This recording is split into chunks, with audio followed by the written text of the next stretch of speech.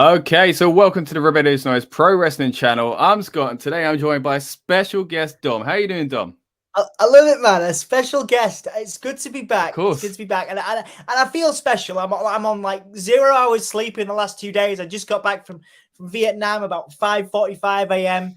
And to me it feels like 8 or 9 p.m. You know, in the evening. Yeah. Right here, because I just haven't slept for 2 days. So I was like, wow, it's still only 2 o'clock. I've got so much of the day left, but to me it feels like the end. But I'm happy to be here, man. It's good to catch up with you. It's good to see you again, man. Like, you're looking well. You're looking very yellow. I like the Wu-Tang. I was listening to Wu-Tang on the early morning drive back this morning. I was rocking a bit of Gravel Pit and so nice one, mate. That. Yeah. Oh, it's all come full circle. I mean, as a whole, as a whole City fan, I can't say anything about your football taste, but there we go. I'm enjoying the color coordination. It is good to be back right here on Rebellious Noise Pro Wrestling. Look at that. The cheap pops are coming thick and fast there from Dom. Really appreciate it. To you, like you say, it is pretty much, you don't really get to benefit from this time zone that we're all getting to experience at the moment. You're kind of still experiencing like it is the end of the night, but we're going to deep dive into the card. Of course, we're going to get ourselves even, and yourselves hyped hopefully for this show. And we'll be back right after this. Welcome to the Rebellious Noise Pro Wrestling channel.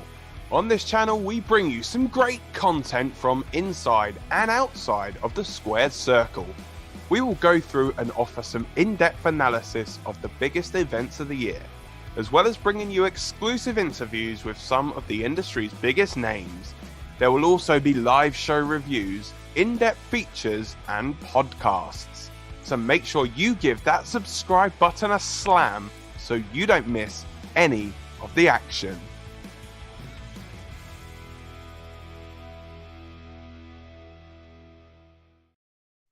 Okay, as we said. Oh, thank you, mate. Appreciate it. Super pro. I love it, man. I'm like looking at the Give Me a Whole Year intro, and we've just got some like cameo introductions. I'm like, I need to step up the game. It's cool, man. Mate. Like, good.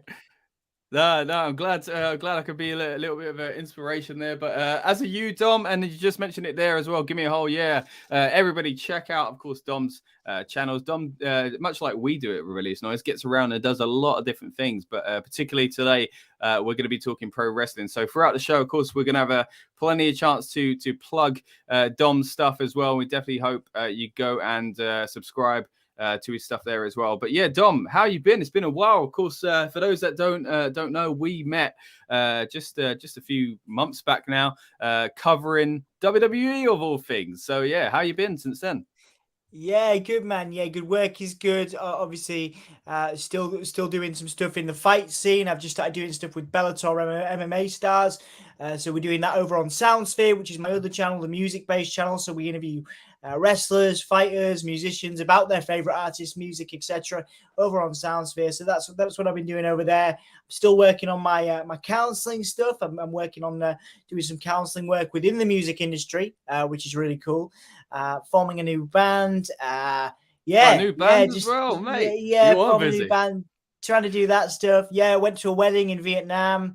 Got to see Vietnam. I'd been on tour in Bangkok before, in Taiwan, but I've never been to Vietnam and actually had been able to enjoy it and just see different parts of the culture. It's so much more chilled, man. Like, the traffic is really chaotic and it seems really chaotic on the surface, but actually everything's so much more chilled. So to come back from there and do this with you, and man, I'm living the dream, honestly. I am super caffeinated. I've had, I need more tea. Jam on toast. Hey, mate, I've got the tea ready as well. Don't worry. That's it. My favorite brand is Jam on Toast Yorkshire tea. So I need more of that.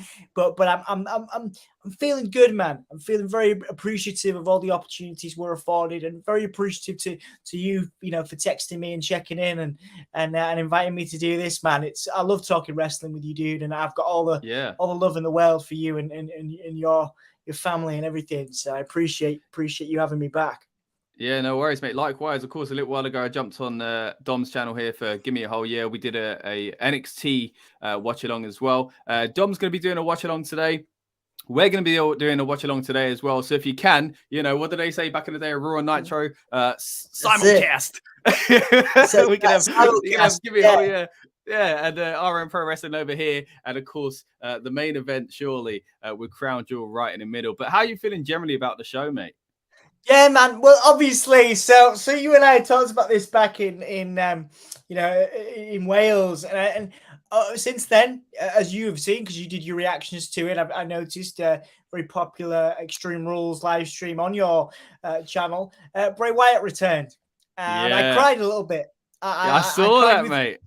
I quite enjoy, and I'm not at all sad about it. I'm even thinking about it right now. It's probably because I'm overtired, but I'm getting a bit emotional now. It was the best thing for me in wrestling of the last, five or so years. I was so happy, and I've obviously joined a community of people that are also there's a big Bray Wyatt fandom out there, and I've kind of been the over on there, the Insiders Wrestling podcast over in the US, so it's been wonderful because I've enjoyed part of that community associated with the wrestler that I haven't really done anything like that since I was into like Mick Foley and Mankind, back in the day.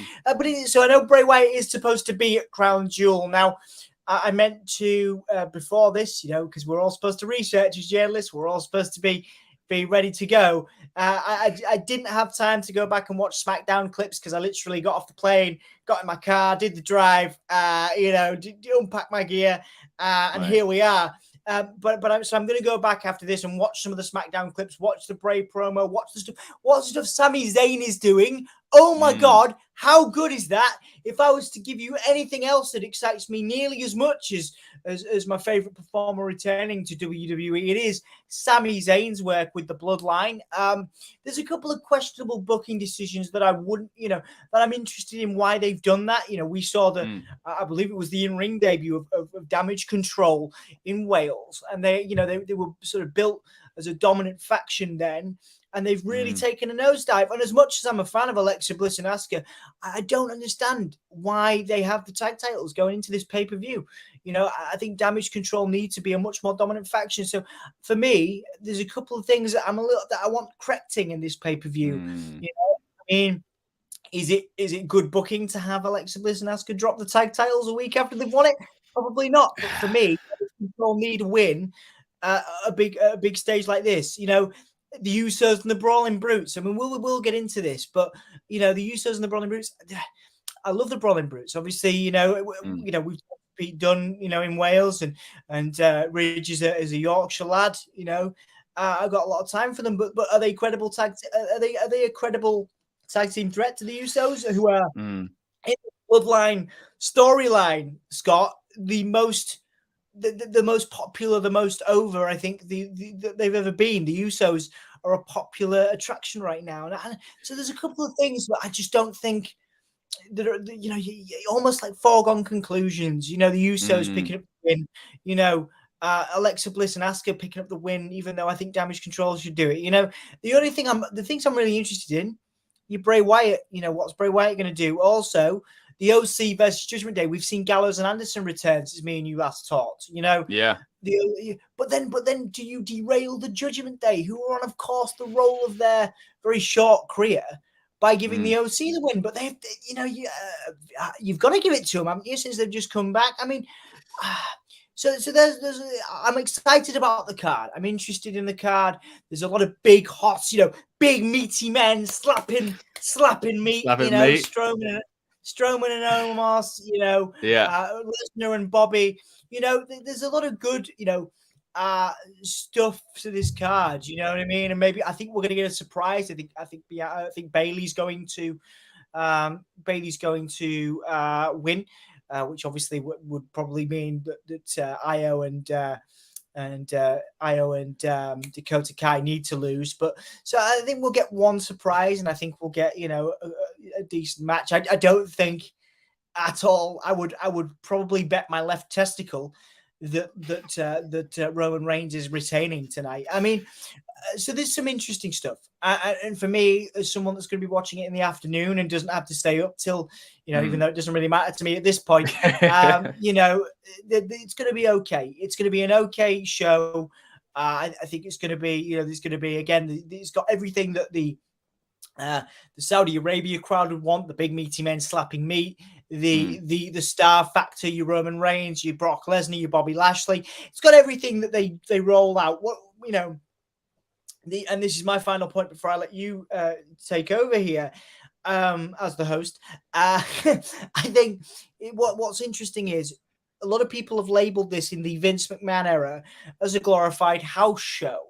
Now, this feels to me, despite the things I'm saying, and I don't want to sound too contradictory because I'm aware of what I'm saying. I understand that there are some foregone conclusions, some stuff that you kind of almost know, the results going to happen. But this doesn't feel like a glorified house show, Scott. And I kind of want to, yes. Where do you stand on this card? How are you feeling about it? What's your excitement level? Yeah, so I mean, a lot of the points you've raised there as far as concerns, I agree with completely. But as you mentioned there, the whole glorified house show thing, for me, that changed last year. So I feel like we've moved away from that already. I think last year was a real kind of line in the sand that these shows, they were a glorified house show. And, all the jokes about they wanted such and such wrestler, didn't realize they'd been dead 15 years type stuff. I think we've moved away from that now. I think WWE have kind of got it more as to what they would like it to be. And, obviously we had Goldbergs and Brock Lesnar's and Undertaker returns and things like that. And we're kind of moving away from that now. I think it's becoming more, it's kind of canon, if you will, as part of the storyline now nowadays. And, I think last year was a big step for that. I think this year's the same. The card doesn't feel as big, but it's still got those kind of Saudi Arabia isms for the show, as far as, like you say, the big kind of powerhouses, and also, Brock's come back still, and also we've got Logan Paul, which makes it the fight kind of, because they, a lot of those boxing matches are happening over that part of the world nowadays as well. So I like the fact they've done that as well. Even the branding, if we look at some of the graphics as well, I'm just going to quickly bring up the graphic if I can find it for the main event. We've got I mean, that's a boxing graphic, is it not? So yes, I mean that's kind of what they're going with there. But like you say, touching on that match as well, and the Usos, are these foregone conclusions? Now, as much as I've kind of said the past few months, I really appreciate what Logan Paul's done. I think he's been great, and as an outsider, he's undeniable for me, one of the best to do it. Him, Bad Bunny, Pat McAfee have been incredible. Talked about it. Amazing. Those three you listed there, the best of all time in terms of celebrity cameos. There's nobody. And all at once, exactly. I mean, what are you going to say? You're going to say Mr. T did a better job? No. I love Mr. T. There's so many other examples. Snooki at WrestleMania, right? You see, there you go. But the big, I would call Bad Bunny. I would call Logan Paul. 100%. There's some real talent, and like you say, it's almost like lightning has struck 3 times. 3 celebrity cameos have turned into absolute gold. I wouldn't have put Logan Paul in this position in what is it, his third match? Is this his third match? I mean, that's it. It is. I think he had the tag, then he had the singles against Miz. I think it is his third match. Yeah, and it is mad. I mean, anyone else in WWE, he doesn't deserve it. His character doesn't deserve it. But as an outsider, I can completely understand it for marketing. My big fear, of course, is that they pull the trigger and go wild and give it to him. And I do think there was more of a risk of that happening a few years ago under a different regime. Don't get me wrong, there's still 5% of me scared of that happening. As much as I think he's a great performer, it would undo so much that the WWE have done in the past few months. They've definitely brought a lot of us back on side, and not to make it a comparison. I hate when this stuff comes up, WWE, AEW, but seriously, this time last year, AEW was the cool show, and I couldn't see a way back for WWE, and now it is completely switched on its head. And I think a lot of that happened around just before Crown Jewel, SummerSlam, of course, the regime changing as well. But for me, WWE have done a lot good lately, and they are still one slip away from undoing all that. And I'm fearful that Logan Paul could be that. But I understand the kind of exciting and kind of tempting decision to get those TMZ headlines. But the fact is, they're getting them already without him holding the title. Yeah, absolutely. And that is what they want. They want these headlines, Scott. And, you make an excellent point. In terms of undoing the magic that Triple H has done, over the last few weeks and months, I think it's going to take more than Logan Paul to do this. You're right. As you'll know, my colleague over on Give Me a Hull, Anthony, he's an AEW guy. He does AEW every Wednesday religiously, despite the fact that he works, full time. He's always watching AEW at 1 a.m. every Wednesday. He really loves it. But for me, there's not the excitement there that there was, and WWE has that magic again, that childhood magic that captivated me, and I know captivated you as well. It's back, for the first time since, say, the Attitude Era. And I know that's a big claim, but this is exciting, isn't it? You've got wrestler returns, you've got angles that are hilarious and entertaining. Sami Zayn, Roman Reigns, of course. Roman Reigns, he's got to be in the conversation for the best performer, the best all-rounder of the last decade. He's doing very, very well, and it's an exciting time to be a WWE fan again. I didn't think we'd be saying that anytime soon. If you asked me that 6 months ago, I'd be like, nah, I can't see it. No, I mean 4 hours. What is this going to be? Three hours, maybe just over that. And even if it's 4 in the afternoon UK time, that's still a slog. It's still a slog for me and you on our respective platforms and channels to sit down and watch something and try and be entertaining for people. And we want to. And correct me if I'm wrong, but that's why you're here. You're doing even more work doing this pre-show, and you're here because you love it. And that's what they've done. They've done it. They've got us hooked back in. We're doing Raws every week now. SmackDown. I do SmackDown mainly because Bray's back, but I do SmackDown every week now because I'm interested in it. And that just went away. That desire to stay up and that desire to watch all this stuff. Despite this being the earliest show of the year for UK fans, I'm dead excited to watch 3 hours of Raw on no sleep. So actually it's weirdly, oddly similar to what not the normal circumstances that I'm in.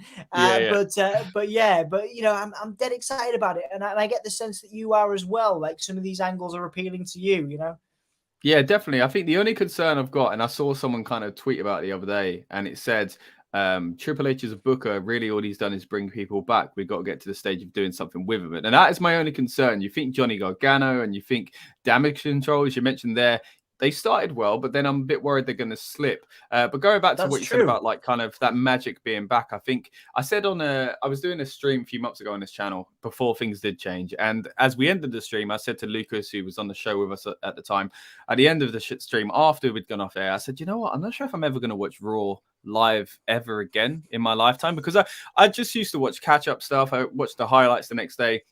And what for me it ended up being Raw after Mania. I'll watch that. I'll always watch that live. But the last few have been, let's be honest, they haven't been great. That shine is gone as well. So I gave up on Raw after Mania. SmackDown was definitely not going to happen. A 3-hour Raw wasn't going to happen. And don't get me wrong, I'm still not watching live. But I do watch the first 20 minutes whenever I can because, just before bed, let me just see what's going to happen in the first 20 minutes of Raw because I don't know what's going to happen. Is someone going to return? Is there going to be a kind of rivalry that sparked that I didn't expect, out of nowhere, so to speak, So, and the fact is, I haven't felt that way in a long way. I can't believe, again, it must have been about 4 months ago. I was saying, I don't think I'm ever going to watch a segment or a show live again, other than a PLE. Yeah. And here I am just a few months later, laying in bed going, let me just bring up the BT Sport app for 20 minutes, Yeah. And you're the testament to that. You are the guy that not only gets to obviously do some work, because remember, you got to remember as part of this channel, you are doing work within the industry. You are working at times with WWE and that can, if you're doing that work and you're editing videos and you're doing that and the shows are, lackluster, then, you don't want to necessarily dedicate all of your spare time or extra time to wrestling. But here you are with all the content that you've developed, for Rebellious Noise. You're not only editing content that you're creating, but you're also watching the shows and you're doing it live, and that's it's a fascinating world to dive into. You are the exact market that they're going for. The 24/7 wrestling fans, the ones that want to consume everything, the ones that want to talk about it, the ones that want to tweet about it. This is the wrestling economy that we're in. You see what I mean? You are a perfect example, and I suppose to an extent I am as well. the only thing, like I say, the only difference is I focus more of my attention on music stuff, but then you also do the food stuff and other things. Cheap plug again for Rebellious Noises collective of channels.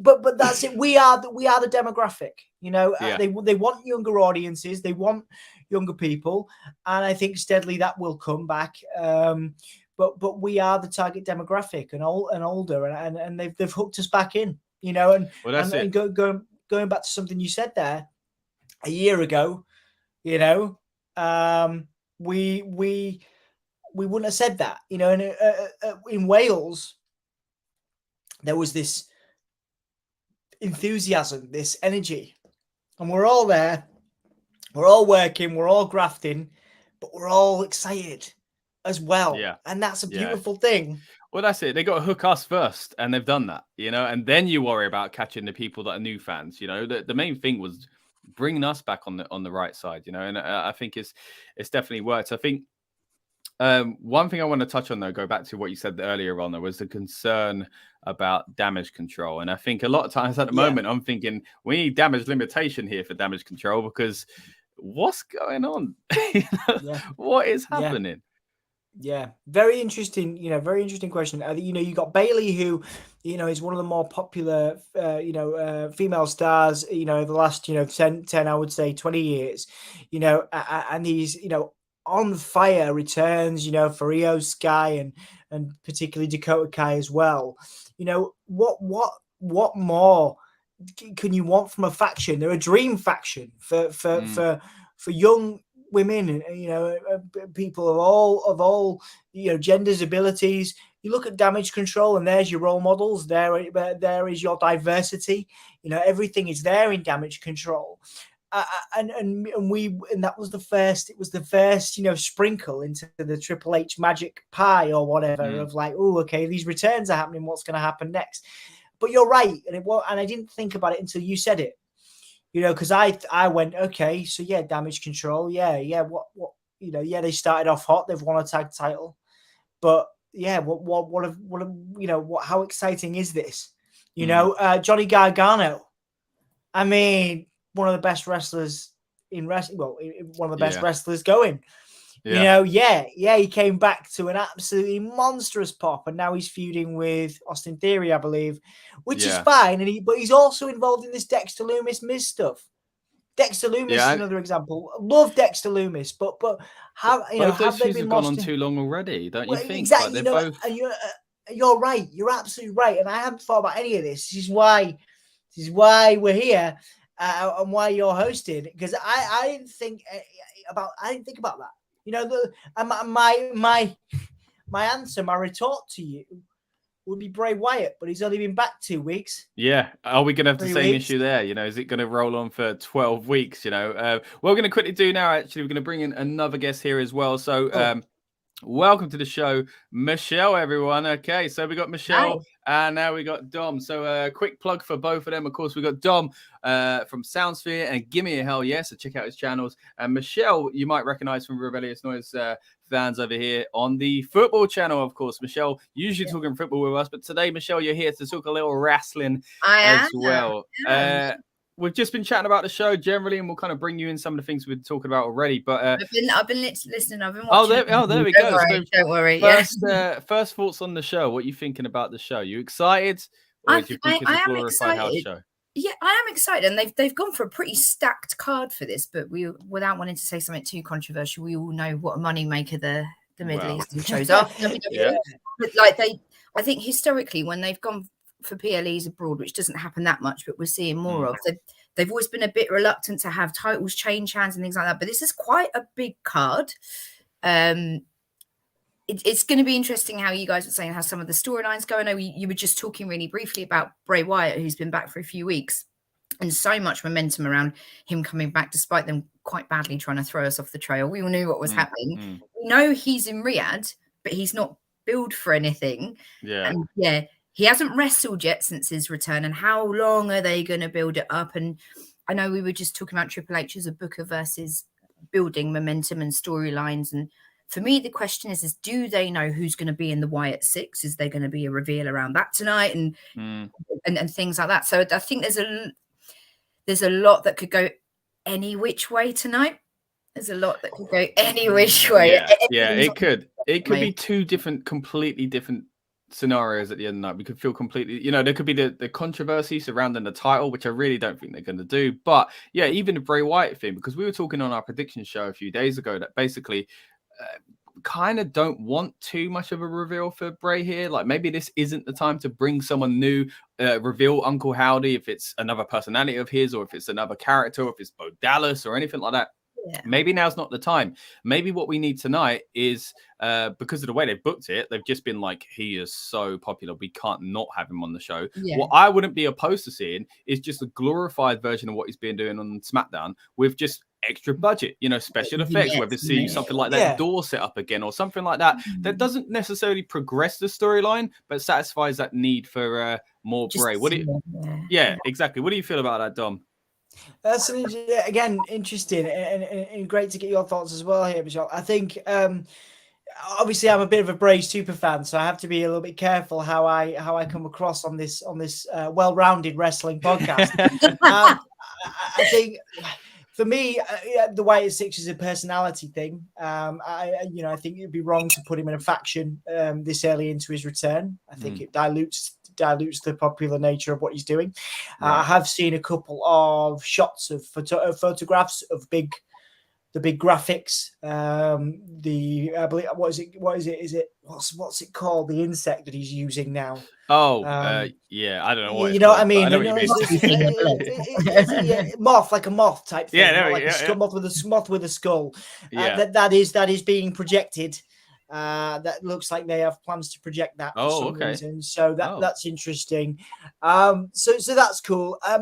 Like I say, the Bray thing is interesting, because I wouldn't have him get involved in anything. Apparently there's been talk of him, getting involved with Roman Reigns because he's so popular, and he has obviously unfinished business there. But I think that would be the worst thing you could possibly do. Because I don't won't be winning the title. No, exactly. I don't think this is controversial too. I don't think you have anyone beat Roman until either The Rock or Cody Rhodes returns. So, and it'd be interesting to get both of your thoughts on that because we're not getting Logan Paul as the champion. We're not getting that, and I don't think we're getting many surprises tonight. But is there any surprises that you do think are going to happen? Because I said obviously, I know you guys have been listening, but I think Bayley has to win tonight. I think this is Bayley's time to win. Yeah.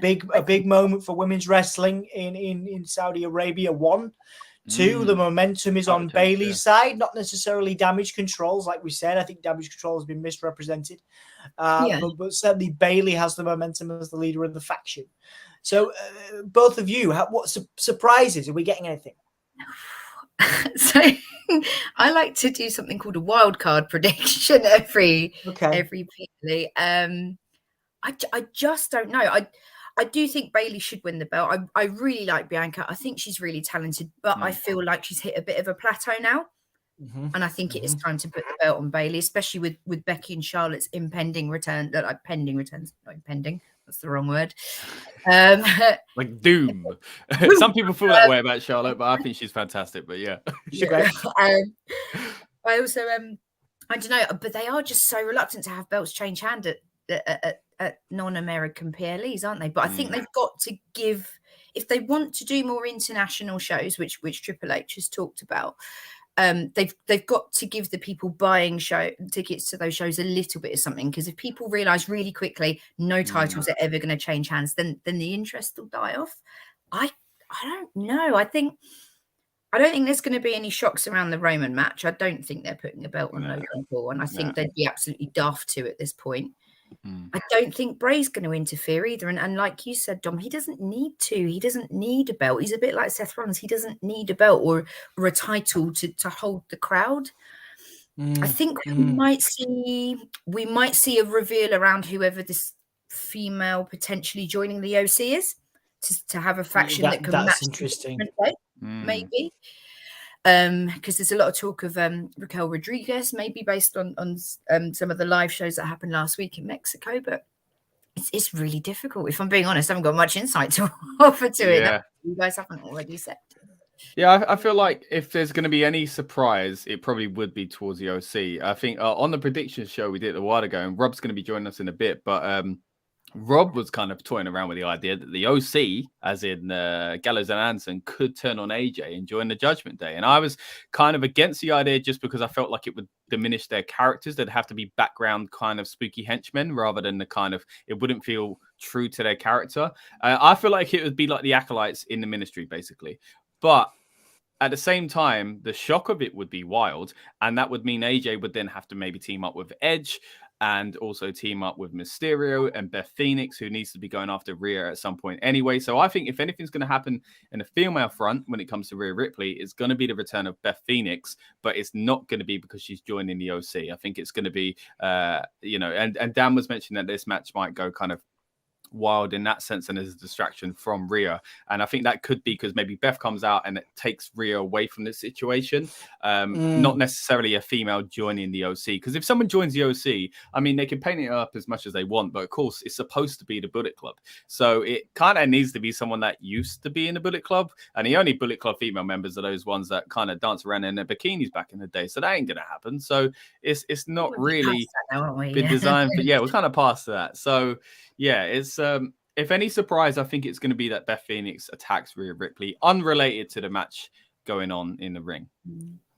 I like that. So that could be secondary. Actually, it could cause the OC getting a win, but it doesn't have to interfere in the match itself. It could just be something that takes place outside the ring and causes Finn to be distracted or something like that. So it doesn't have to be a focal point. It can be a part of it, and that's nice. That's I think a way Triple H is going, more kind of staggered storytelling, more less. Well, I'm trying to think of the best way to phrase it. More moments. Where, because wrestling is moments, isn't it? It's about creating moments. So I think if you have a video clip of midway through the match, even if the camera doesn't see it, we saw how popular the Dexter Loomis stuff was at first. Even if it is, sorry, my dog Lou wants to get involved as well. He's currently back. The more the merrier. To be part of the Rebellious Noise team. But we saw how successful those Dexter Loomis segments were, where he wasn't even featured on camera while stuff was going on. What if you had a WB Extra YouTube clip of Beth Phoenix attacking Rhea, and then the OC getting a win off the back of it, you know what I mean? So even if Beth didn't get in the ring, you know what I mean, and did it all on the outside, I think that'd be interesting. And like you said, distraction for Finn doesn't have to, because again, a lot of these times these interferences, usually people go, it means they're joining the stable. It doesn't have to be that. We could get both things. We can have the stable staying the way it is, and the interference kind of being elsewhere. But then again, maybe we could get a new member or something like that. I think that's the most intriguing match to me, because again, as you said earlier, Dom, who wins that? Do we stick strong with the Judgment Day, which personally I hope they do. I hope the Judgment Day do win it. Or do you go with the kind of returning OC? But in my head, that's just like they've done enough in their previous run to be solidified as a stable. So for me, it kind of, and I think if you take the OC away from AJ, then that damages AJ. Let's be real, AJ is one of the best of all time, but at the same time, he ain't doing much. Since the OC left, what has he really done? He's not been as motivated himself, you could argue, but at the same time, he's not been booked with much going on. And I know he's kind of said himself, he's trying to wind down his career, so he probably doesn't expect to be in a title picture or anything like that. But realistically, other than the Omos stuff, I don't think I could tell you a single feud he's been in, so it kind of, there's not much going on for AJ if he's not with the OC. So I feel like they've brought him back to just be with him. So the turn, I don't see coming. But what do you guys think of a potential OC jumping ship? I think the visual of it, the exciting shock would be incredible. Going forward, however, not sure how they'd book it. I think they've only just really come back. I think but that's what would make it so shocking. It would make it like, what? Because they're established as his mates enough. Because if they were brand new people in the company, you could say, they didn't build up their friendship enough. But we know their friendship. So this is the one time you could kind of have an early turn. Maybe. It is interesting. Yeah, it's an interesting one. I think it'd be too early, I think, to turn them heel and to have them align with, to have them turn on AJ. I think you're going to have, the OC are going to be riding high and riding, together for the next few months, Unless you have, I mean, more interestingly would be AJ turning on them and joining Finn, which was teased, but again, that was why the OC came in. So that would make no sense right now. I think we're sort of trying to grab at straws for interest. I don't think we're getting a Dominik Mysterio level, Wales, type turn. I don't think we're getting anything turn wise tonight. But it is interesting to think about how you would make, how do you make the OC and the Judgment Day long term interesting? And I think you have to have maybe an AJ joining Finn would be that would be the most interesting thing for me if they were going to do that. But of course they just teased it to bring the OC back, so you'd have to do that for 3 months down the line. And do you want an OC Judgment Day feud for 3 months? That's the thing, isn't it? It's a weird one. It's a difficult one to think about, really. I think one of the beauty of having these stables and these factions growing, and it's clearly something Triple H is a fan of, and I certainly am, like being more of an attitude era kind of kid, as it were. If someone gets injured or there's a, what are you laughing at? Attitude era? I was doing a little DX. I enjoyed that. Yeah, you can see everywhere.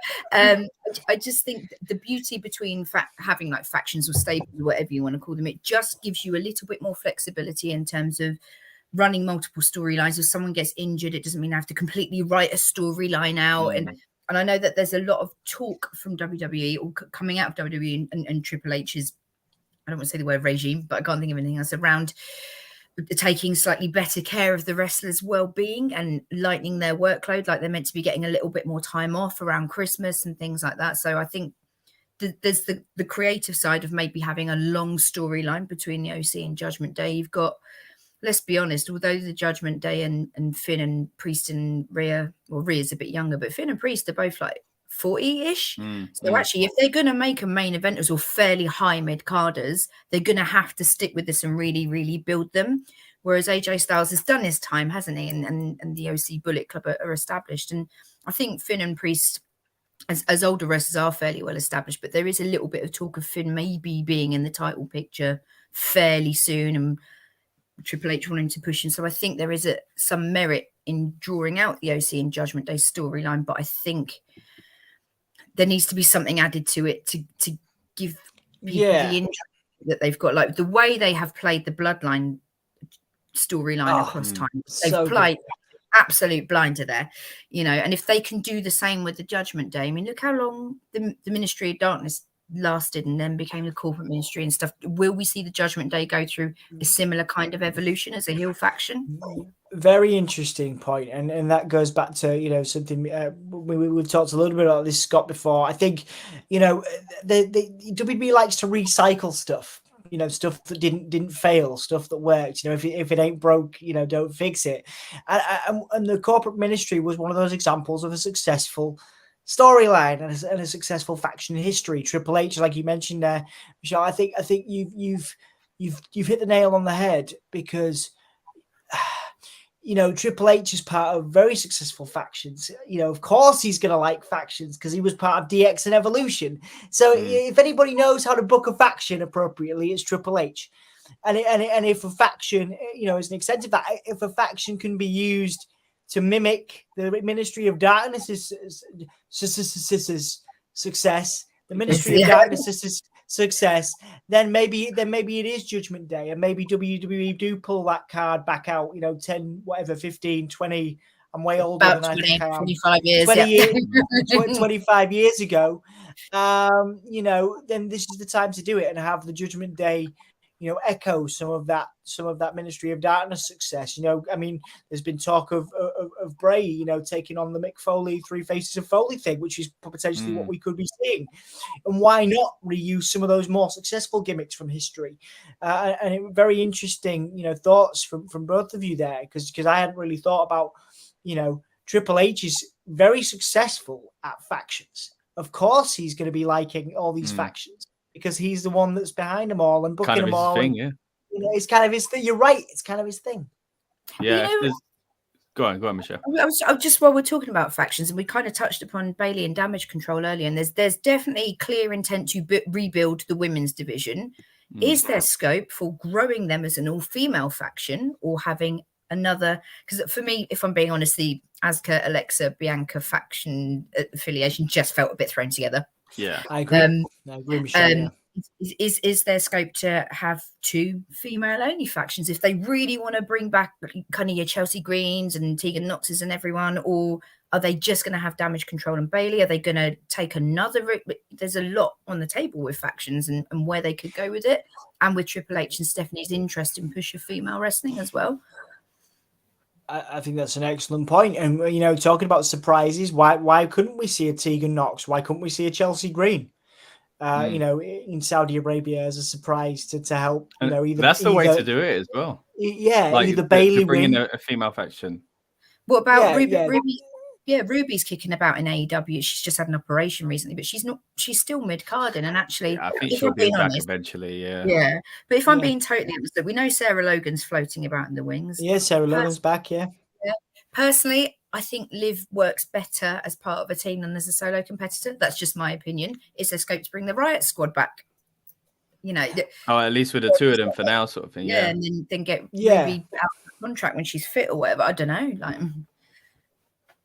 Yeah, I think bringing in new people is the best. Not or some new, some returning, but like you said, the Asuka and the Bianca and Alexa one, definitely it's one of those classic throw them together sort of thing. If you brought in people, just like it made sense with Io and Dakota because they'd been away and they were mainly on NXT. So if you bring people in that you could believably see as a threat, as a team, like they come in branded, they've got a name straight away sort of thing, or they're, you know what I mean? Like it's difficult when they're already kicking around, they throw them together and now we're buddies, like that's what it feels like with the opponents to Damage Control. So if you did bring in, Tegan or Chelsea straight away as a team, then that would solidify them as a stable and would believe it straight away. So that probably is the best way if you're going to build like multiple factions in the women's division, which I think is a good way to do it. Because we've always said, even on this podcast, is the women's title match is the women's match. We need to have grudge matches. We need to have tag team feuds. We need to have more to make it an actual full, kind of believable division rather than this top dog versus this top dog. We need to do a little bit more than that. So I think a good way of doing that is making factions. Yeah. 100%. And again, just like the whole thrown together thing, I think under the previous iteration of WWE, for me, I felt like the art of the tag team was lost. There were a lot of thrown together tag teams that felt a bit random. And I think we're going to start moving away from that as well. And if you build a faction a little bit like the Bloodline and possibly Judgment Day, you can have a tag team within a faction, and then that sets up the feud for, well, we want our group to have all the gold. And interesting. I mean, for what you're saying there, Michelle, and for what you've mentioned there, Scott, as much as we're all talking up Triple H and factions, for everyone for every Ministry of Darkness in the Attitude Era, there was a Disciples of Apocalypse. And there was there were other examples of factions that didn't hit quite so well, but that was Vince McMahon booking and not necessarily. And obviously, again, we're talking about female factions here, and I think it is a time to really promote women's wrestling, as Stephanie has talked about doing for years and years, and now actually has an opportunity, as part of a team with her husband to really affect real change in wrestling. And that's something that I'm really excited to see. And I am excited about, the potential Charlotte Flair, return. I think that, she's going to do great. Little plug. I interviewed Charlotte Flair for the Gimme a Hull Yeah podcast. Go check that out. Nice. But if you, Charlotte Flair's an incredible, asset. You've got the obviously returning, you've got Naomi coming back, Sasha Banks. It's a great time for women's wrestling. And I think, two women's factions that are nothing like, what was it? Was it Terry Reynolds had a faction, Goldust. PMS, PM, exactly. So if we can move it was a different time. Exactly. And I bring that name up so we can all have a good giggle. But if we look at Damage Control, that's a step in the right direction. And if we can have, credible women's factions dominating, wrestling like you guys are alluding to, that'd be fantastic. And and who's to say with Shinsuke Nakamura, and obviously I'm coming back to the women's wrestling point with this. Who's to say now with the Forbidden Door opening up between, I believe it's Pro Wrestling Noah. You know, you've got Shinsuke Nakamura fighting the Great Muta, I think, in January. You know, we can't see some world-renowned women's wrestlers from Japan appearing in WWE and being, you know, and doing what, you know, because if AEW have done anything well, it's not women's wrestling, because we need to complement. Let's complement WWE. Impact. Well, you know what? Let's complement Impact Wrestling, because Impact Wrestling have the best women's roster in wrestling right now. Everybody should watch more Impact Wrestling, in my opinion. But what I'm trying to say is that AEW have bought people in very well. They've bought people from other promotions in very well. And if WWE are going to rip off anything, you know, to great effect, then sorry, go on. No, it's to do with women's wrestling. It's to do with Crown Jewel. I don't think we're going to see much of the women's stuff tonight. I don't think there's going to be any really big shots from the women. And I'm just thinking about the fact that it took so long just to get women on a card. I understand. I do think though we'll get. I do think, if anything, this is the time to change the title in Saudi Arabia, though, as far as women go, because we, as much as, you know, we don't want to get too political with this, but it would be kind of silly not to at least acknowledge it a little bit. But of course, the past few years there has been, to credit WWE, their side of the argument is that we can only make change by being there, and I have to give them credit. If you look at the first Saudi show and you look at the most recent Saudi show, there has been a progression there. So credit where it's due in that sense. Now, you could argue that some of it is kind of disingenuous and the money and things like that, but we can't deny the real progress that has actually taken place. So now for me, the next step would be a title change there, because that would be, could you imagine the headlines with that? And don't get me wrong, like, it will make a certain country look very good as well, to outsiders at least. Maybe not to their own, but to outsiders, those headlines will be kind of what they're looking for. So I do think, I wouldn't be surprised basically if they did that here. Hey, at the same time, they're going to be wearing full bodysuits and weird baggy t-shirts. But the fact is, anyway, what's your problem? Hey, you're still stuck in the 90s, Michelle. But nothing wrong with that. There's nothing wrong with that. I love that. Great time. But I do think, just touching on that, like, I think that is a positive, really. And I think if I was going to be a part of the show, I'd at least want to be part of some history. So I think that would be a good way to do it. And again, touching on that kind of, you know, not getting too deep politically with it or anything like that, and kind of watching what words we use because of the YouTube algorithm. But of course, there's been a lot of reports lately about impending threats around this show as well. So, again, it's maybe a debate for another day whether or not the show should even go ahead. But it did happen, not to digress away from wrestling, but it did happen at the Formula One event. Oh, in Saudi as well. Earlier in this, earlier this season, there was an incident. Again, being very careful what words I use, because YouTube algorithm, very close to the track that right before free practice, and Formula One decided to go ahead with the event.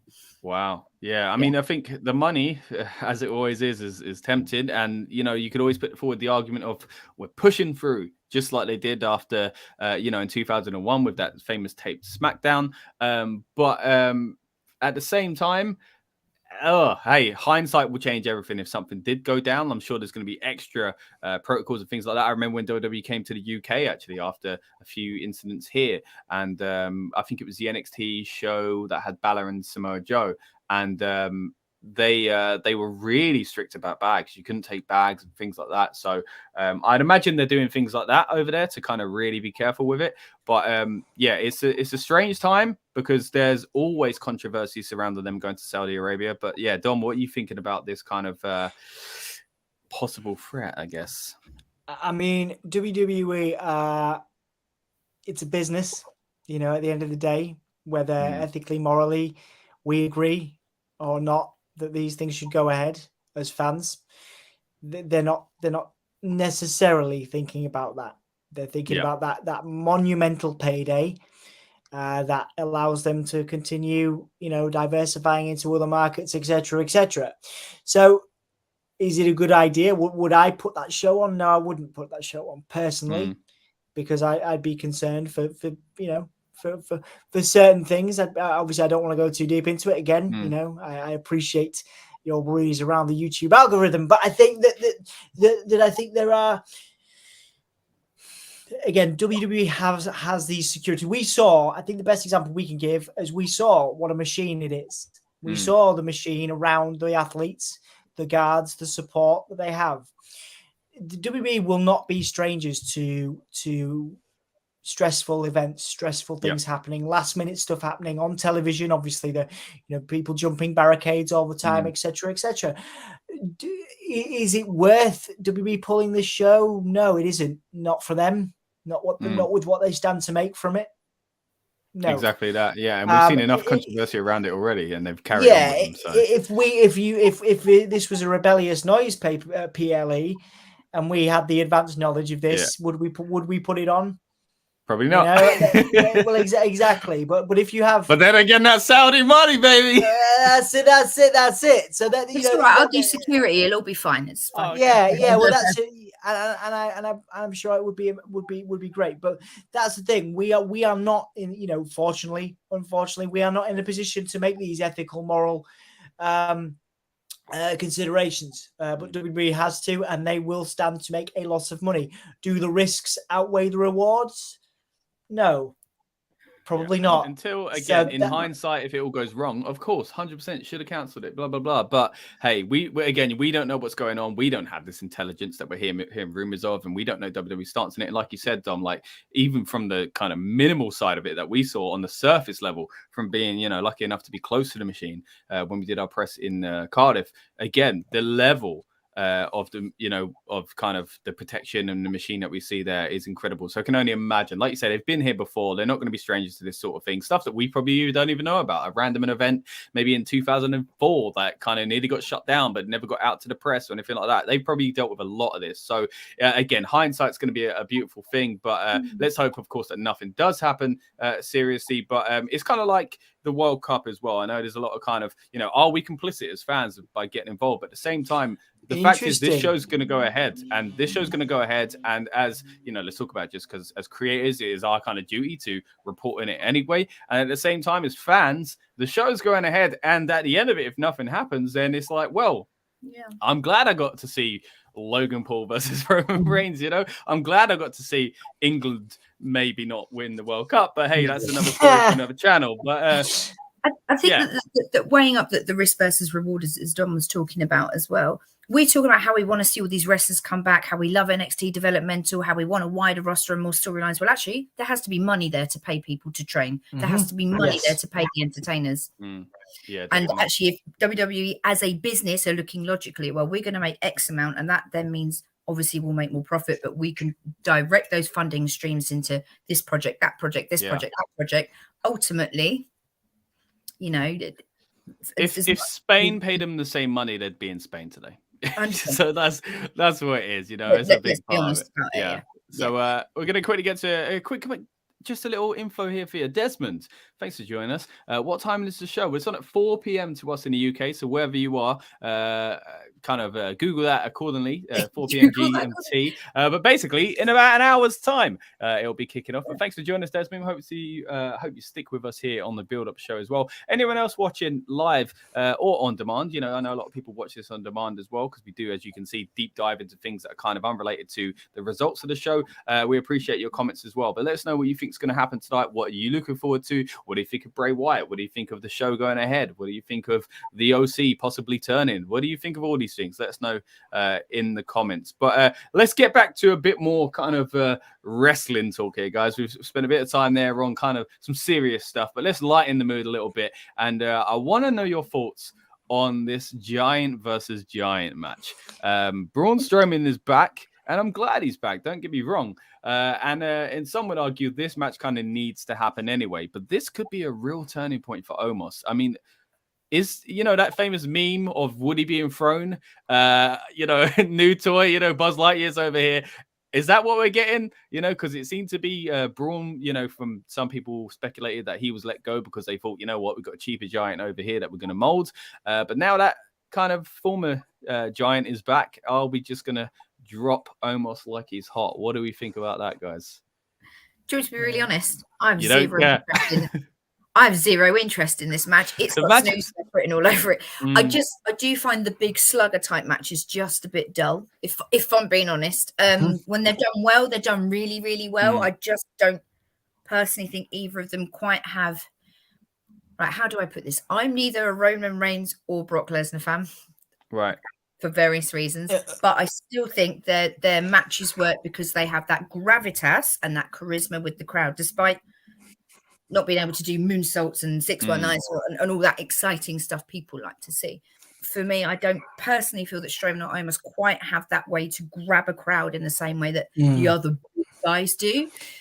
Who knows? They might pull something out the bag today, but for me, I mean, I could be really, really wrong. I could end up loving this match. I was so excited about Bianca Bailey at Extreme Rules, and I ended up going like, "What?" Yeah. So it could end up going really well. For me, I'm not a big fan of the slow, sluggy type matches, but something could be on the cards. Maybe that's the one we get some sort of weird wild card interference in or something. A third giant shows up. Third giant. What? Bray Wyatt. Close. Close. Go on, John. What do you think? Man, it's big meaty men slapping meat, the age-old WWE formula, you know. Loves it, yeah. Yeah, you know, the age-old WWE formula that has proven time and time again to work in this setting. You know, the setting is Saudi Arabia. The setting is casual fans. I'm not going to say I'm trying not to. Obviously, there's a lot of casual fans in that audience. I'm not saying that everybody is, but there's a lot of casual fans. How do you draw people in? You put two big dudes that are taller than your average dudes together. Is Omos winning this? No, not at all. This is not. Unfortunately, you don't bring back Braun Strowman if you're going to have him lose to Omos. Yeah, and that's really sad. That's really sad. Unless they do the way to do this. If you ask me, and I guess I have some time on here to get up on my soapbox and tell you what I think. The best way to do this, and what I want to see is a ring break. Yep. Yeah. Or some sort. I think the ring break is overdone. I think everyone would agree with that. But I think there needs to be something. I'd prefer it to be something else, but I think exactly that. There needs to be no winner. It needs to be a no contest, and they need to just have a spectacle. Because if there's one good thing about these giant matches, it's seeing something extraordinary like that. You know, we've got a comment here from Laura. Thank you, Laura. I totally agree, Michelle, as far as the slug fest that are these kind of big events, so these big man matches. But yeah, I think if anything, I agree with you, Dom. I think something big's got to happen. But I prefer it not to be the ring. I'm hoping it's the stage. It'll be a table. It'll be a table. Well, it needs to be about 12 tables. Yeah, like what we doing, like table. 20 tables. Like, how do you make that work? Let's bring back the Spanish announce table for a one-off. Just for a one-off. I'm sure maybe they'll have a Saudi Arabian announce table. Yeah, they probably will. There we go. There we got an option for That's it. That's been destroyed by one of the big guys, I think. I think it's got to be, I think it's got to be something bigger than that, personally. I think it's got to be someone thrown off a stage, and you know when they're like the fake explosions, little pow pow pow, little fireworks go off. You know, I think it's got to be something like that, personally. A spectacle is the best thing you can get out of it, because otherwise a loss to Omos is so dangerous. It's so damaging. It's too early to do that. Laura mentions here as well, surely won't break the ring mid-event. So we were talking about this on the predictions, actually, and a lot of the guys were for the ring break. But my opinion on it is that realistically, you can put the ring back together really quickly. That isn't the concern. But that will kill the visual of, but they put it back together within half hour. Like, we know they can do that. But the point is meant to be, look at this destruction on this replay, and now we come back and it's all dandy. You know, that would kind of defeat the purpose. So you need to do it elsewhere for me, away from the ring, because it ain't main eventing, and nor should it. Yeah, no. I might be being like, just because I didn't watch SmackDown last night, have they kind of given any indication? I think we lost Michelle there. Indication of something. Indication of something. Well, until Michelle comes back, hopefully that'll be as soon as possible. Oh, there we go. Hey. You're back. Yeah. You're back. I'm back. Cool. Just like Bischoff. How dare you? Better than ever. Just gonna start singing that as well. What was I saying? I wasn't sure of what, other than Logan and Reigns being at top, like the card order today. I mean, surely, if we have a quick look at it, I mean, I think you got to open with something big. I would personally keep the maybe it would be the Usos and the Brawling Brutes. That's kind of big enough. But the Usos, Brawling Brutes, maybe go on first. The Usos enough time to clean up, doesn't it? So they can then come out later. Yeah, I don't think anything big is going to happen in the progression of the Bloodline story, because of course Sami Zayn isn't a person that usually shows up to Saudi Arabia for certain reasons. So I understand that. Dom was you what? Sorry, you got an Uso shirt on under this. An Uso shirt. Yeah, it's got a swear word on though, and a swear word. Is it ish? No, not ish. It's close to ish. But yeah, I don't think we're gonna get kind of anything happening with the bloodline as far as progression, as far as Sammy turning, which I do think possibly will happen in the future. But I think the next one after that you probably go with. But then again, steel cage. Is it too early to do a steel cage match? I think one of the women's matches comes after. Or are you just doing it randomly? I'm guessing really. Don mentioned earlier on the tag title match, which I think maybe that could happen, but then again, a lot of that followed by women's tag. Yeah, maybe not. Maybe not 2 tags in a row. And I don't see them opening with a women's match either, because that is a bit too risky with the audience there. So yeah. Well, maybe. Yeah. I mean, if I was going to book a main event, I'd book the ladder match. I would book. But that's me. I'm not in charge. I would book Bayley and Bianca in that main event slot. I think it's the most interesting. It's the most interesting match of the night. Last woman standing. Yeah. Last woman standing. I do apologize. Yeah, I think they had a ladder match, or they had a ladder match before. That was last month. Yeah. There you go. Yeah, so last woman standing. That's what I would end it with. Personally, I think it's the match with the most at stake. I think you obviously have Roman Reigns and Logan Paul underneath that. I think that's me booking it. But for WWE, you have Logan Paul and Roman Reigns, probably, because Logan Paul is a draw globally for whatever reason. And Roman Reigns is a draw globally for very good reason. And the Bloodline feud is hot. It's just unfortunate that Sami Zayn can't be there, and understandably so, because he is, next to Bray Wyatt, the most popular thing in wrestling right now.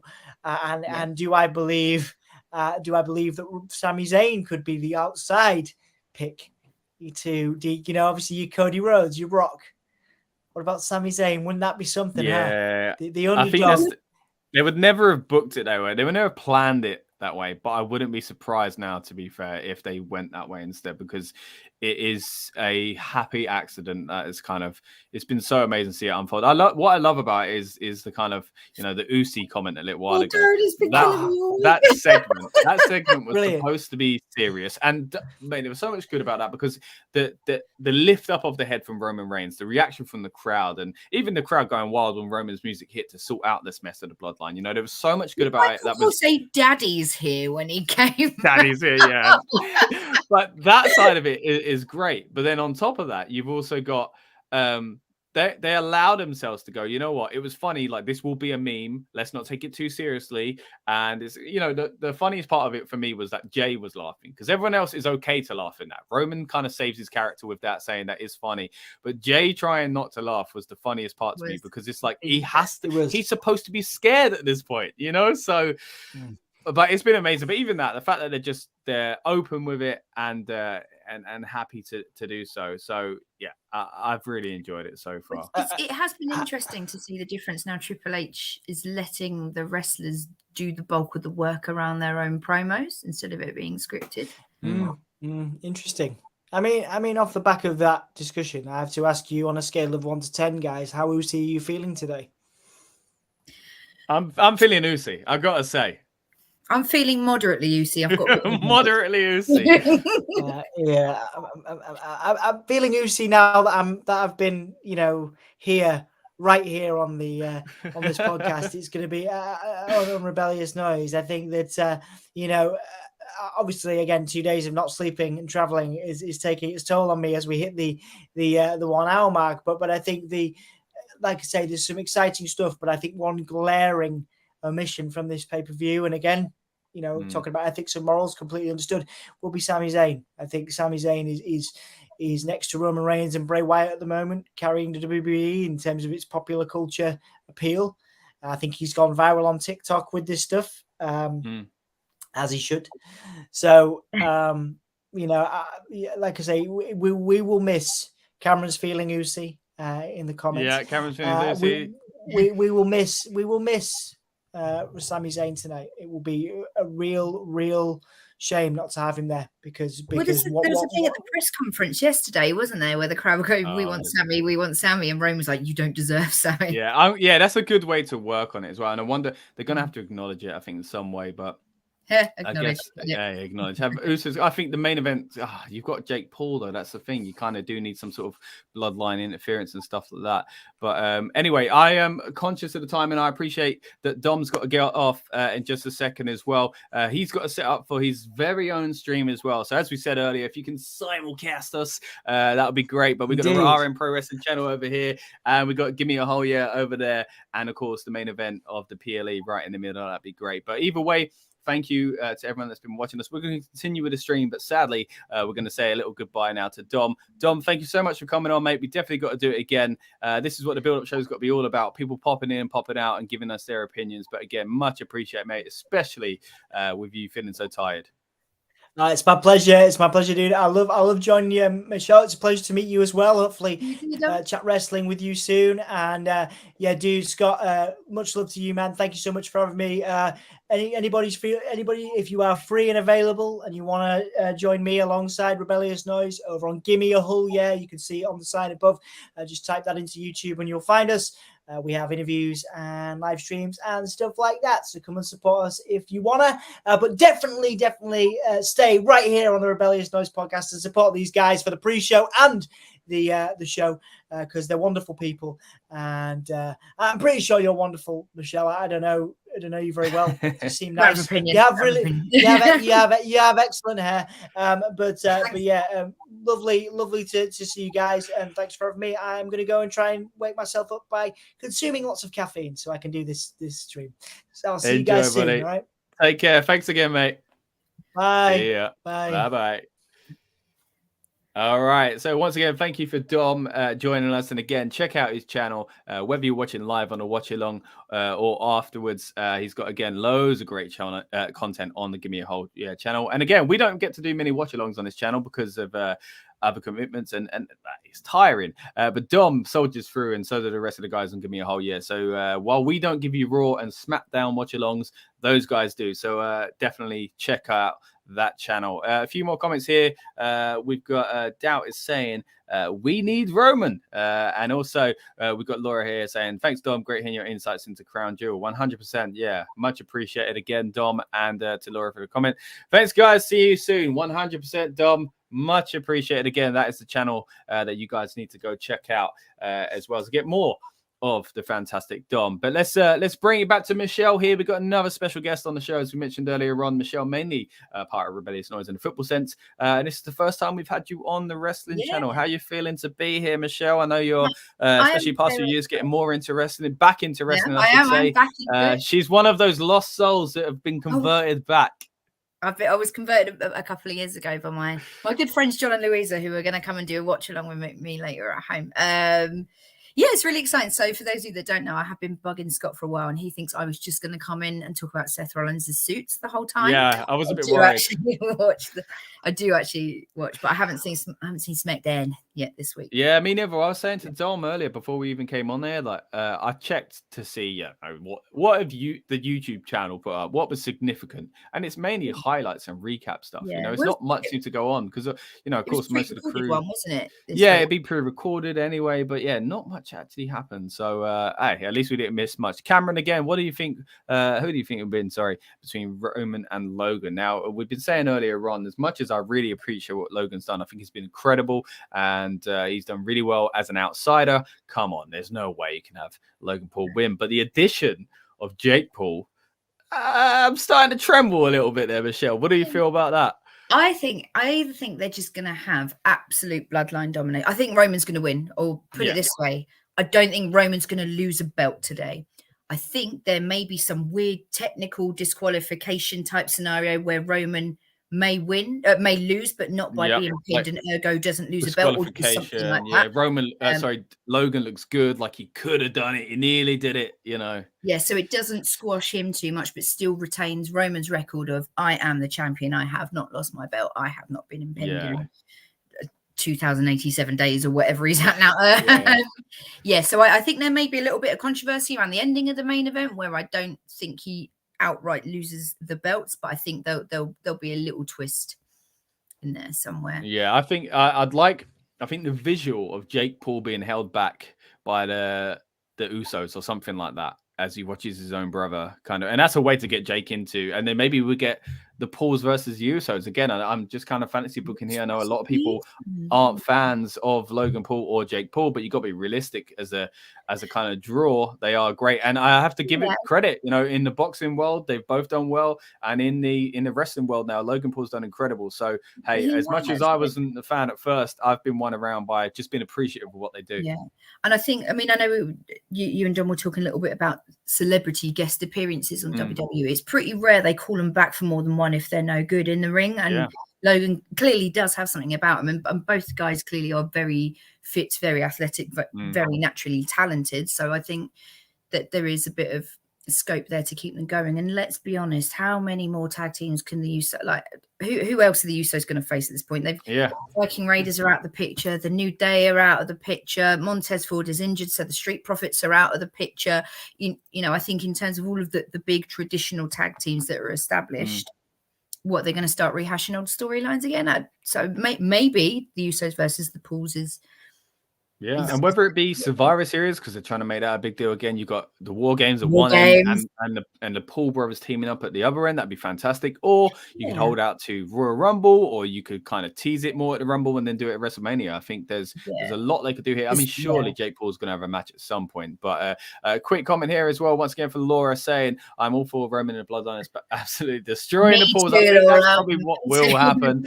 And also a comment here saying, Bobby...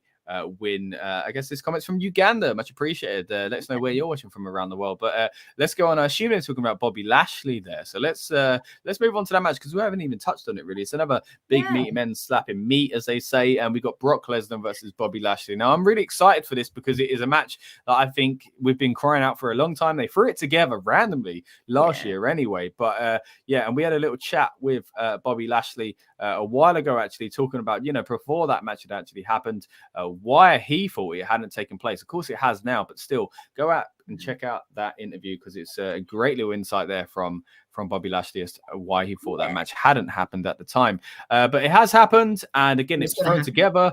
Bobby Lashley won it, which I think he should have. Will he be winning this time, Michelle?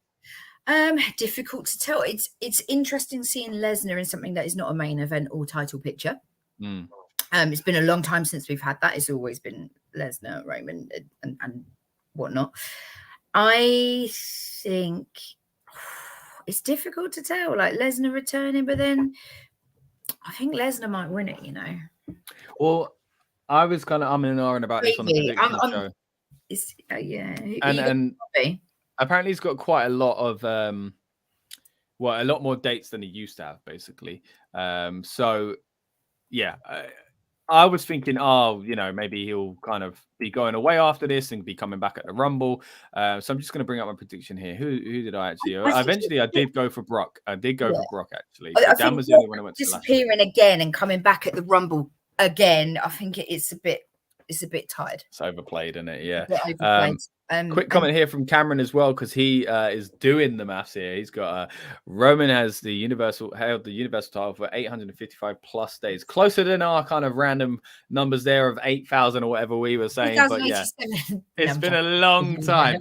But hey, it's been great. But yeah, going back to Brock and Lashley, do you think it damages Lashley if he loses? It depends what WWE's plans are for him next. They've taken him out of the US title picture and handed that belt to Seth. And if I'm being honest, quite rightly, I think it is time Seth had a belt. Bobby's been around for a bit, hasn't he? And does he need a little bit of a break from TV programming? You know, you got to remember, no offense, as he's in incredible shape, but he is well into his 40s. So his body isn't going to continuously do the things that he needs and wants it to do. He's probably due a holiday. Would it damage him? He's a good, solid performer who can come up or down the mid card and be in the main event picture as and when, and he's proven that over the years. So if Lashley loses, I don't think it does him too much damage. And yeah, and I guess he did win the first one as well, so he's already had that victory over Brock anyway. But it was a weird one because both these feuds seem thrown together, and lately, you know, they're kind of playing Brock kind of weirdly. Is he heel? Is he face? Cowboy People want to Brock. cheer for him again. Yeah, Cowboy Brock's been so fun.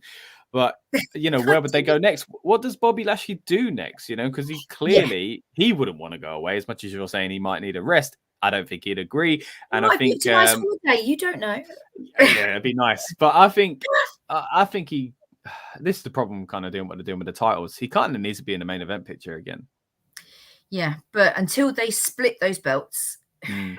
Until basically, as unpopular as it is, I think Theory's going to have to cash in soon and split the belts, even if he just has it for one night and then someone takes it off him at SmackDown or whatever. Well, let's touch on Austin Theory as well, because we didn't actually mention it in a prediction show. None of us said it. And we had a comment a little while ago and I replied to it basically saying, yeah, I don't kind of thought, every month I was going, what about Theory? Now it's kind of like, they're not using. He's tried a couple of cash-ins and none of them have actually followed through.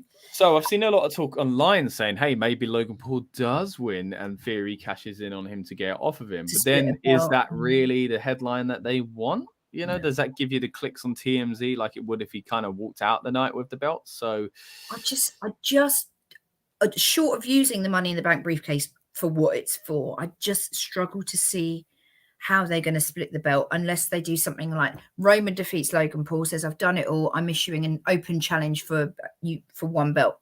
Similar to how they have. Why would you do that though? Why would anyone? Well, he can offer it out, but no one would. I don't know. It's a strange one. I don't know, but the belt split has got to come. It's got to come. But I feel like they're not going to do it until Mania. Yeah, does Lashley need to be in the title picture? Again, a little bit like Bianca, his character's great. He's really good at what he does, but it's plateaued a little bit, and it needs something different now. Right. But then with all the new characters coming in, all the new factions, all the returning wrestlers, is changing already established characters as well. Is it too much too soon? So I wonder if they keep him mid-carding for a little bit until things settle down. And this is the thing, as a lot of it depends on the calendar. Like we say, we've got Survivor Series coming up, then we got the Rumble, and then before you know it, we're full gear on the way to WrestleMania. So it's a lot of times, when we get to this part of the year, it is dependent on what are they going to do next month. What are they going to do in 3 months? Are they going to go away and come back? Is this title going to have to flip twice? Is this person really going to hold on that long? And we said that a lot last month as well, with things like Ronda Rousey and things like that. But is there any matches we haven't really spoken about here that you kind of feel like you want to dig into it all, Michelle? I'm trying to think. We talked a little bit about the OC and the Judgment Day in terms of potential storyline twists. I think in terms of the actual match itself, I think it's going to be a very high quality match. You've got some really, really strong, technically able wrestlers who are great in the ring, and you've got a real mixture of styles in that match. Like Finn and AJ bring the kind of the acrobatics, the complicated stuff in the air and things like that. And then you've got Priest and what's his name, Gallows and Anderson have your big boot in the face style stuff. You've always got Rhea Ripley on the fringes, who knows what she's going to do. Dominik Mysterio, again, I know he's not an amazing wrestler, but he's got a fairly broad repertoire in terms of the frog splash, the 619, and he's fairly tall as well. So you've got a nice mixture of styles in there that could be, if you'll pardon the pun, that could be a very interesting in terms of the wrestling ability match to watch. And you touched on Dom there. I've got to say, I hope Dom gets the win because I want him to get that heat. I really do. I think he's got a win with a cocky frog splash. Even doing the kind of Eddie Guerrero, because he said compared himself to Eddie Guerrero recently, of course. I think he's got to get the win. I really do. Not only do I think Judgment Day have to win, but he has to get that. He has to get. It's interesting that everyone's like, "Oh, Dominik Mysterio's not got this, not got that." He hasn't, but you know what? How much heat is he getting for claiming he has this? In some ways, he's actually the ultimate heel. He's not a great wrestler. He hasn't got that much charisma, but he's saying the right things to get the reaction from the crowd very, very, very quickly. 100%. He's learning on the job, and that's the best we can ask of him. And he's done very well with it. He's had a lot of great teachers, of course, his father, but also, the early feud with Seth Rollins as well.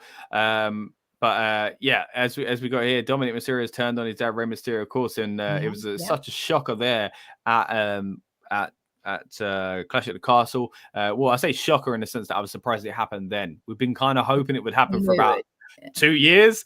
And we knew at some point it'd be inevitable. But I think the way they've done it, you know, putting him with the Judgment Day again, might not have the greatest charisma, might not be the greatest wrestler just yet, but he's getting better and he's getting better and he's learning from some very like Finn, Priest, and Rhea are great on the mic. They're all really strong wrestlers. They've all got very clear identities as both singles competitors and as a faction. So I think actually really, really smart move on WWE's part, putting him in there. Really smart.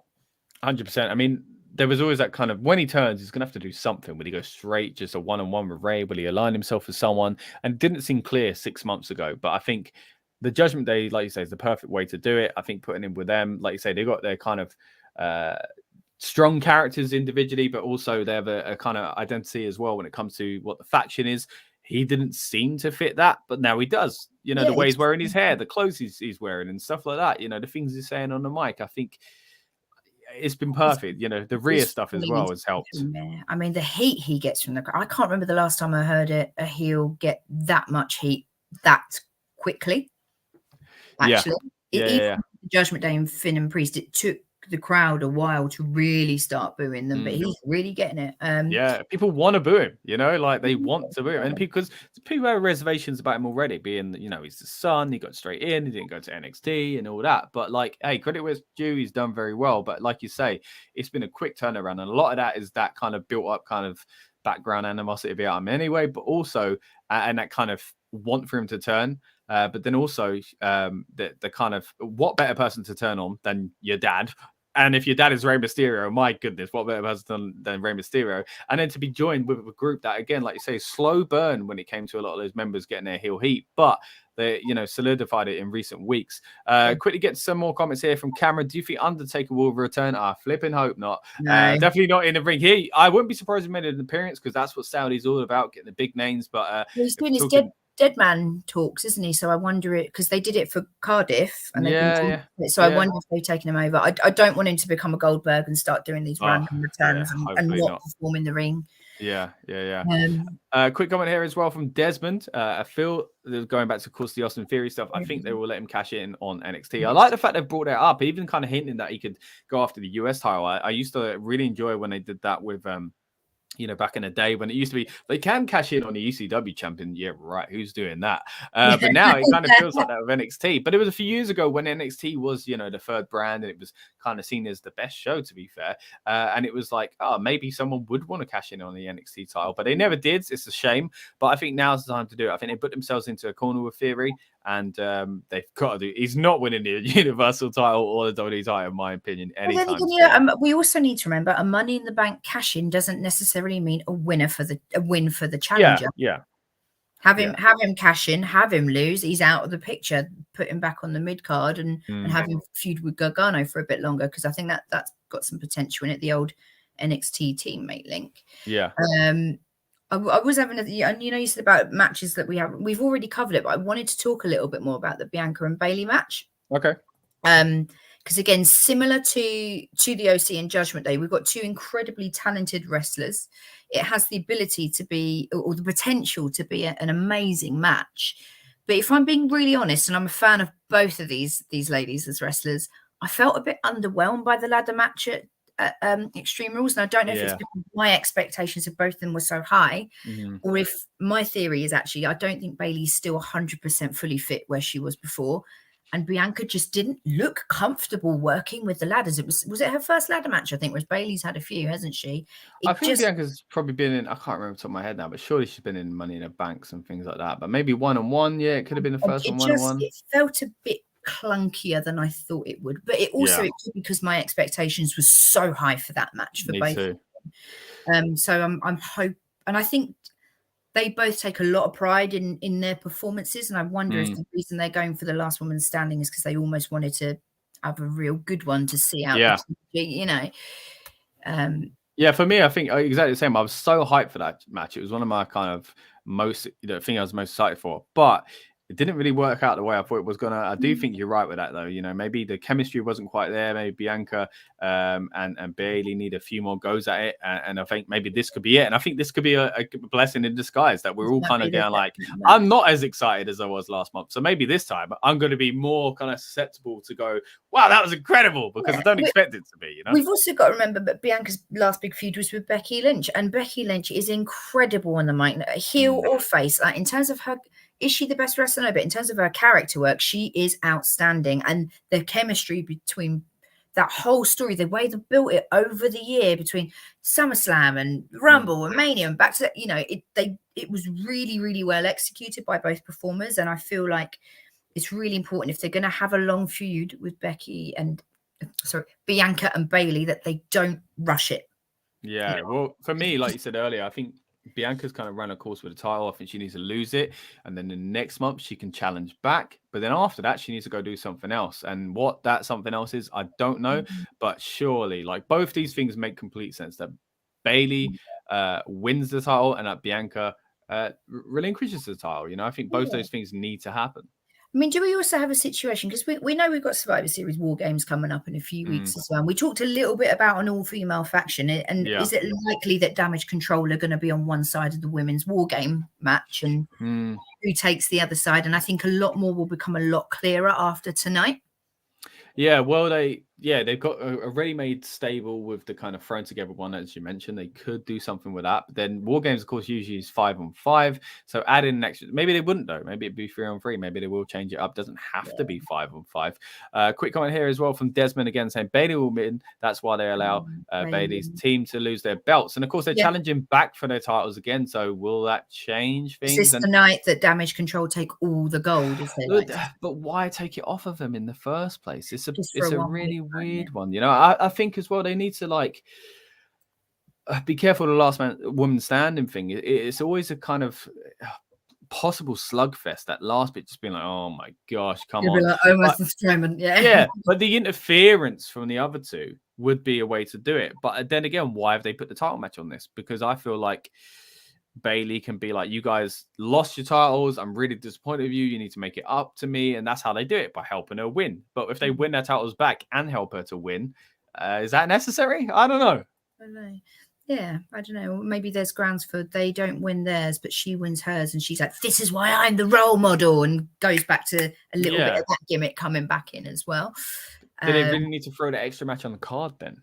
Like, is it necessary? When did they have the women's tag match? It was only a few days ago, wasn't it? Yeah, it would have. Yeah, because they only just lost them, didn't they? So when we did the predictions, it wasn't on there, and then all of a sudden, it seems to be a match announced. So yeah, I wonder.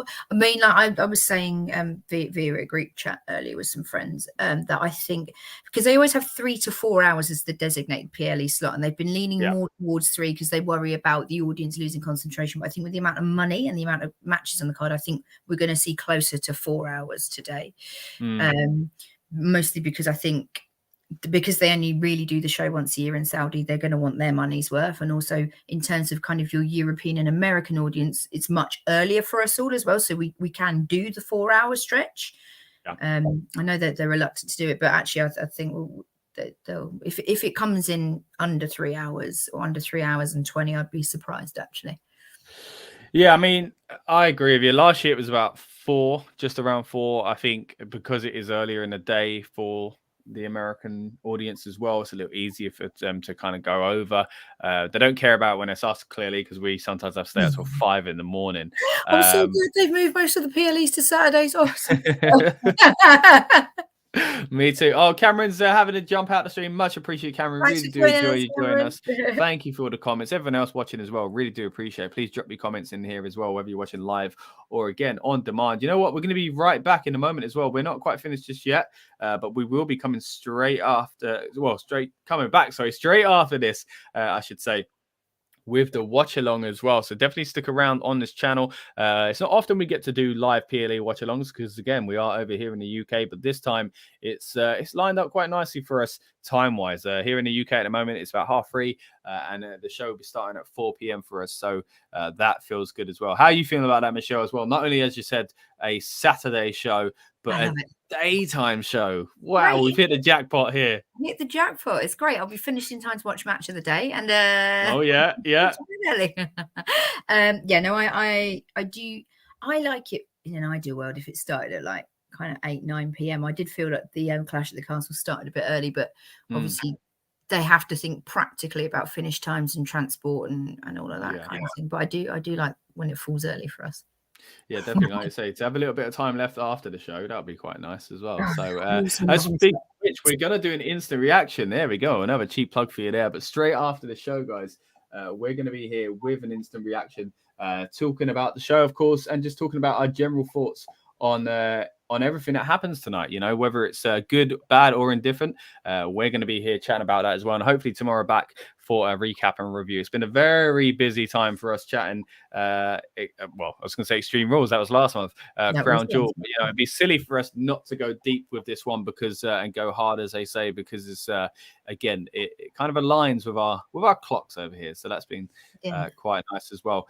Before we do start wrapping up and leading into our watch along as well, just want to kind of get a few more of your thoughts really on the Bray Wyatt situation. You know, we talked earlier on about Uncle Howdy possibly being revealed, a possible Wyatt 6 stable as well. For me, I was saying, and I think quite a few of us on this channel before Bray come back were saying that we really hope he's not thrown into a feud straight away, and they've actually not done that. It's been all about Bray and his mysterious new twist to his character, and I've really enjoyed that. Whether or not I will be enjoying it in 2-3 weeks time, I'm not sure, because will it drag on too much? But what have you thought of Bray's return so far, and what they've been doing with him as far as keeping him away from other talent? It's been, like I kind of alluded to earlier, Bray is strong enough on his own that he doesn't need to be involved in a big feud or a belt situation. He doesn't belt title, whatever Vince says we're allowed to say. I don't even know. It's a tricky one, and I'm going to say something really controversial here. Okay. I don't think they've actually figured out where they want to go with it yet. And I think they're testing the waters with crowd reaction and online theories. I think there's a few options on the table at the moment. I think there's a few options on the table in terms of a faction, the 6 faces of Wyatt, you know, and I think they're going to sort of gauge how it goes over the next few weeks before they decide which avenue they go down. Because if there's one thing I think we're seeing under the newer WWE is they are prepared for what I call a handbrake turn at any point. They're not going sticking. They're not fully committed just yet. I think you're right. I think they're kind of doing it as they go along, playing it by ear, so to speak. Maybe, like you say, listening to what the fans are saying as far as theories and going, you know what, that's a good idea, book it. You never know. We might be able to influence the WWE booking team. But you've also got the issue as well. If the popular rumor of the Wyatt 6 and Bo Dallas and everyone else being involved is true, there are going to be technical, legal things they have to work out with contracts and AEW and getting them back and getting them fit enough and cleared by WWE Medical before they can then appear on WWE television. So there may be a reason behind the delay behind it. Could be right. There could be waiting for contracts to come up and purely practical thing. It could be that they don't know yet. It could be we don't know. Bray himself may not be ring ready yet. He might not actually be fit enough to wrestle yet. Yeah. Personally, I think I don't think they're unprepared. I think they are prepared for 2 or 3 potential scenarios, and they haven't quite settled on which one they want to go with. So if they are going with a group or split personalities or something like that, basically, if Uncle Howdy turns out to be on his side or a part of him rather than someone that's attacking him and a different character, that means he's still got to find someone else that's already on the roster to go after. So whether it's as a collective, where it says kind of split personality, who do you think currently on the roster Bray should be going after in his next storyline? Not Roman. No, me too. Absolutely keep him not away from that for a while at least. Keep him away from the bloodline thing. That's got its own thing going on. It doesn't need Bray Wyatt and the Wyatt 6 involved. Absolutely not. If they're going down the faction route with the Wyatt 6, do they, again, maybe it's just because I really like them, do they look at something with the Judgment Day? And is the OC storyline actually a stopgap rather than a long thing? I don't know. Do they look at a really strong performer who will hold their own against Bray Wyatt, like Seth Rollins? But that was a risky one before, you know, that didn't go well. Or are they holding off? Wait for it, controversial and overall Cody versus Roman. Are they holding off to have something challenge Cody? Maybe it depends when Cody's going to come back. I think the most likely thing for Cody, everybody tries to make the Rumble a surprise. So I'd like to think it's not a surprise. Don't do it, guys. We know you're coming back. Well, yeah, but it's that excitement of even when Cody did come into WWE again. To be fair, it was a wink and a nudge. We knew what was going on, but still, and with Bray as well, saying that coming back. But go on. Or did they use Bray Wyatt to elevate someone newer, someone less established? It's a big risk, and that whoever that person is going to have real potential. But if there's one thing we know about Triple H and Shawn Michaels, they can really see the potential. Since whether or not Bray is a face or a heel as well, because at the moment he's a baby face. Sure, yeah. If he was a heel, I think the one that kind of makes most sense to go after, and I said this before he even come back, was maybe Riddle, because I think Riddle it's a risk, but he's so over with so many different parts of the fan base, especially the key one being the kids. So that if the kind of cool older smart fans are lost on Riddle and they're like, no, I'm cheering for the cool Bray Wyatt, at least he would still have the kids, much like John Cena did. That's interesting, because I'm looking at Riddle and he had a lot of potential, but he seems to have lost a bit of momentum and fallen back to the mid card recently without Randy around with the RK Bro thing. So potentially, if it's a heel Wyatt, we're going to see someone like Riddle would be perfect. I think the risk with someone like Rollins is a little bit, is he heel, is he face as well? You can never quite tell with him. I'd never really thought about it. Who would be the right person for him to go with? Because as far as I'm aware, there aren't any more plans to bring back one of the really big hitting male stars. And now they've brought Bray back. I don't think now they've got Cody and Bray. I don't think they're going to top that. Short of someone like Daniel Bryan. Yeah, unless The Rock's coming back from WrestleMania, it's just they were the two big names. Speaking of big names, we're going to be joined in a bit by Rob as well, especially for the watch along. He's been sending me some private messages. He's been saying, Michelle, you're doing a very good job as well. He's very happy watching along as he makes his desperate journey home to join us live as well. And I think he's comparing you to Becky Lynch. I guess that's the hair. Or maybe it's the talent, Michelle. Maybe you are, just so talented. The mic work. It's the mic work. There we go. It's the mic work. And my bulging biceps that you cannot see under my jumper. There we go. What a comparison to make. Oh, Lord, going back to Bray, though, just before we start wrapping up, I do think if he's a heel, going after Riddle maybe is the best one. If he's a baby face, he'd have to go up. He needs to be attacked. Or like his own thing, like this Uncle Howdy. Maybe that's. I just don't know if he can be a babyface for long. I think it's babyface because everyone was excited to see him back, and I think he needs to turn heel quite quickly, personally. But you can still be a heel and be popular. Look at Rollins. Look at Roman Reigns. Which he always was as the Fiend. He was the bad guy that everyone loved.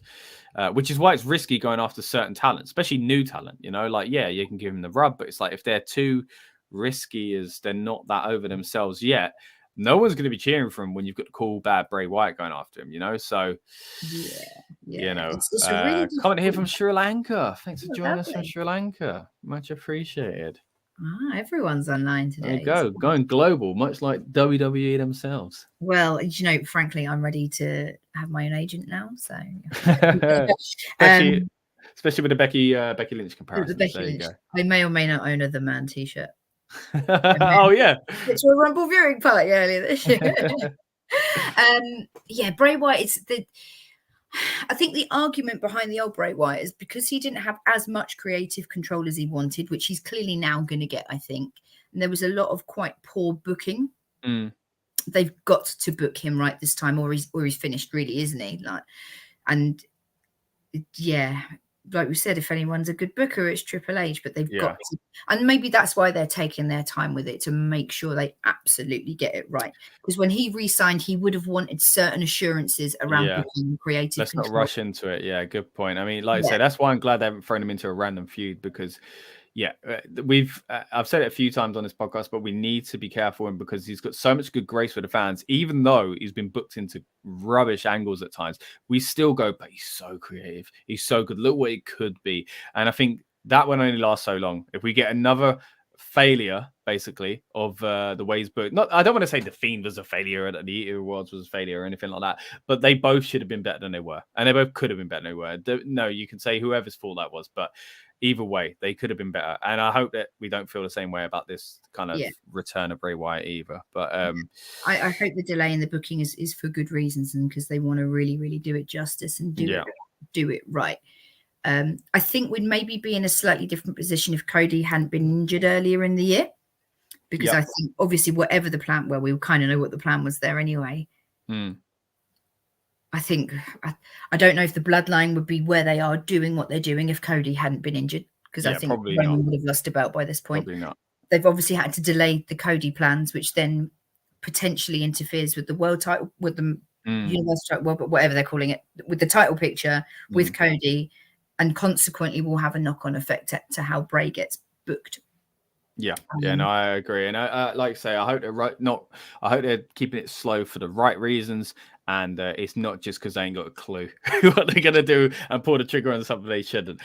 Speaking of pulling the trigger, we're gonna start wrapping up here and then pull the trigger on another stream, of course, which will be the watch along as well. So thank you to everyone that's joined us right here. Stick with the channel because in a few minutes' time we'll be straight back here with a watch along as well. Subscribe if you're new, and if you're not new and you're back, hey, we appreciate you coming back, but we want you to press subscribe as well. Want to say thank you very much to Michelle for coming on the show today. Really enjoyed having you on. Hope you've enjoyed it, Michelle. I have had a great time, and hopefully I get to come back soon. It's been amazing. Thanks for having me. Oh, no doubt. And again, thank you once again. Earlier on, we had Dom on the show. Definitely check out his channel if you haven't already. Give me a hell yeah. And Soundsphere, where he talks music as well. Yeah. Oh yeah, I said hell yeah, didn't I? Hey, I messed it up, Dom. I understand the pun. It's just I get the pun. Don't get me wrong. Give me a whole yeah. Go check that out as well. And again, he's going to be doing a watch along as well. So if you want a bit of extra Dom in your life, go check out his watch along. And hopefully, like we said earlier on, Raw and Nitro simulcast that baby and put us on the other screen and get the old PLE in the middle as well. But yeah, once again, thank you to Dom. Thank you to Michelle for joining us. And we're going to be right back in just a few minutes' time, talking even more Crown Jewel because we're doing a watch along here as well. So thanks again, Michelle, and we'll see you hopefully on another stream very, very soon. Cheers, guys. Thank you very much. Welcome to the Rebellious Noise Pro Wrestling channel. On this channel, we bring you some great content from inside and outside of the squared circle. We will go through and offer some in-depth analysis of the biggest events of the year, as well as bringing you exclusive interviews with some of the industry's biggest names. There will also be live show reviews, in-depth features, and podcasts. So make sure you give that subscribe button a slam so you don't miss any of the action.